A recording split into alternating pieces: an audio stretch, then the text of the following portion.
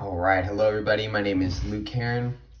This is going to be my submission for the final project of Math 3250. The prompt for this is asking me to prove that if x is in the quotient set and x squared is in the integer set, then x is in the integer set. This may seem like a perfectly obvious statement, but as we've learned throughout this course, that is not a sufficient proof. And it's also not any fun. So we're going to go ahead and jump right in and prove this thing. Actually, the first thing I'm going to do, and you'll see why, is I actually want to put this into logical form, which no matter what proof you're doing is actually quite a helpful thing to do.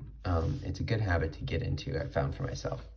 So if we label this as P1 for premise 1 and P2 for premise 2, and then this is the conclusion, then we can rewrite this statement quite apparently, I think, into this.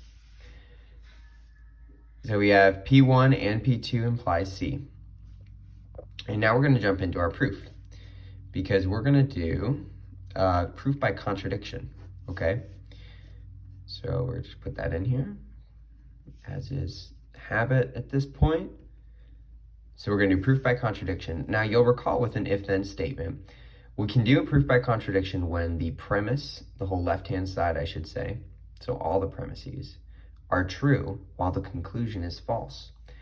The conclusion is false in our contradiction. That implies that we assume that x is not in the set of integers. Now, you'll recall from just a moment ago, this only works when the premises are all true, or the left-hand side is true. The left-hand side is only true because it's an and when P1 and P2 are true. Thus, P1 is true, and thus x is in the quotient set. So if x is in the quotient set, and I forgot to put the dash there. If x is in the quotient set but not in the set of integers, then x is in the quotient set excluding the set of integers, which implies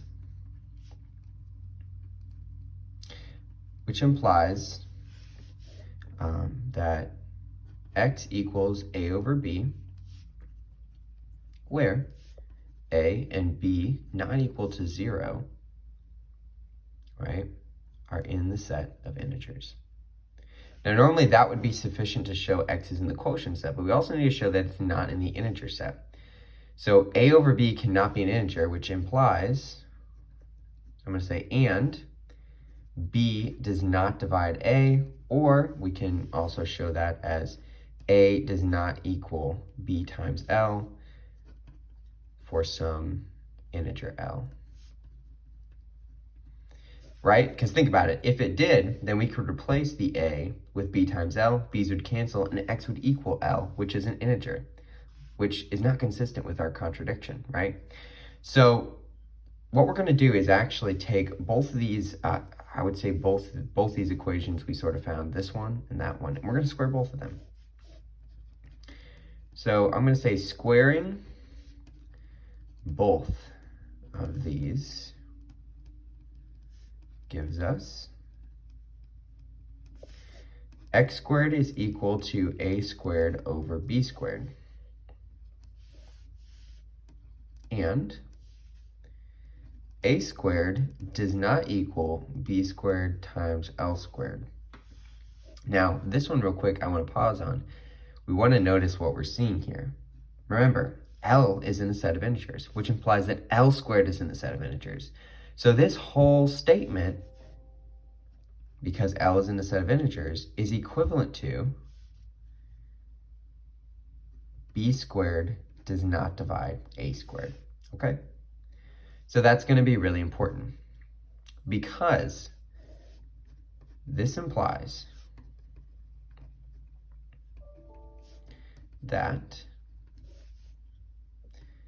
x squared equals a squared over b squared is not an integer,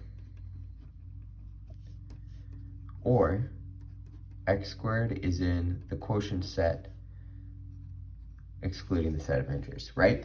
Because if a squared, if b squared does not divide a squared, then this expression right here will never be an integer, right? Because a squared will never be an integer multiple of b squared.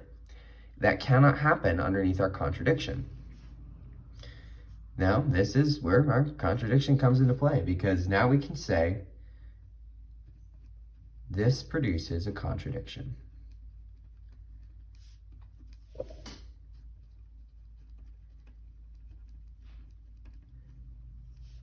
Since by premise 2, x squared is in the set of integers. Therefore, I'm off the page a little bit, but therefore, x is in the set of integers.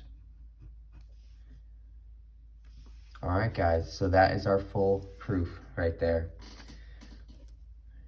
Try to get it all in frame.